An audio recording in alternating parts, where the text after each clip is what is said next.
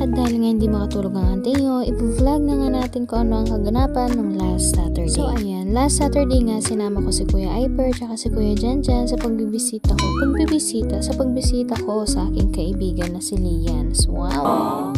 So ayun na nga, nakasakay pa rin kami ng bus papuntang town. Itong sa Opa Iper naman, heart ng heart, ay fast forward nga tayo. So nakarating na nga kami ng town at nilakad na nga namin hanggang Malcolm kasi nga doon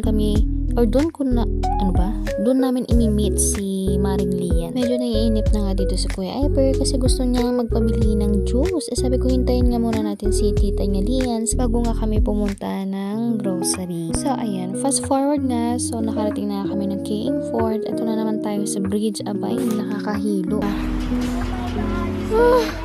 Ito na naman tayo. Nakakahilo.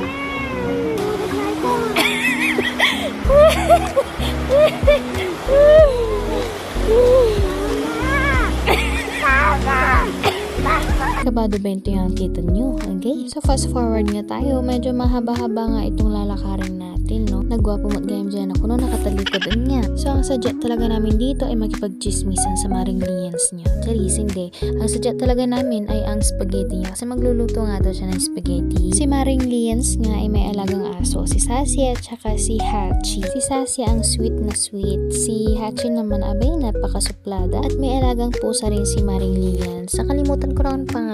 Sensyon. So ayan nga, habang nagluluto nga si Maring Lians nyo ng spaghetti, kami naman dito ay kumakain nga ng mani. Tutulungan ko sana si Maring Lians magluto nga ng spaghetti, kaso nga lang kada tayo namin, abay, galit na galit si Hachi. O diba, wala kaming ginawa dito kundi umupo at kumain nga ng mani. Nakalimutan ko nga ulit mag-video nung kumakain na kami ng spaghetti. Pasensya naman. Basta may pagkain kasi sa harap ko, abay, nakakalimutan ko na mag-video. So mga alas 6 na nga kami ng gabi nakauwi ni Iper at si Kuya Janjan nga ay nauna na. First time na pumunta ni Kuya Janjan dito sa Trinidad. Kaya sabi ko baka mawala. So binigyan nga namin siya ng direksyon kung paano siya pauwing Baguio. Kaso nga lang, abay, hindi nakikinig. Sinakyan nga niyang jeep ay papuntang Trinidad. Abay, ewan ko kung saan na siya nakarating nun.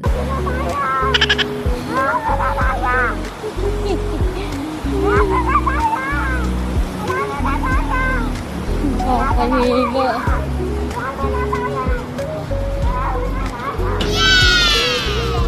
So ayan, fast forward nga tayo, nakarating na kami ng Baguio at dumaan nga kami dito sa may palengke para bumili nga ng 10 kilong bigas. Yung tag 35 pesos nga per kilo ang binili kong bigas dahil yun lang ang kaya ng ating budget. At dahil malapit na naman mag-Christmas, eto nga at marami na namang tao sa Baguio. And that's all for today. Bye!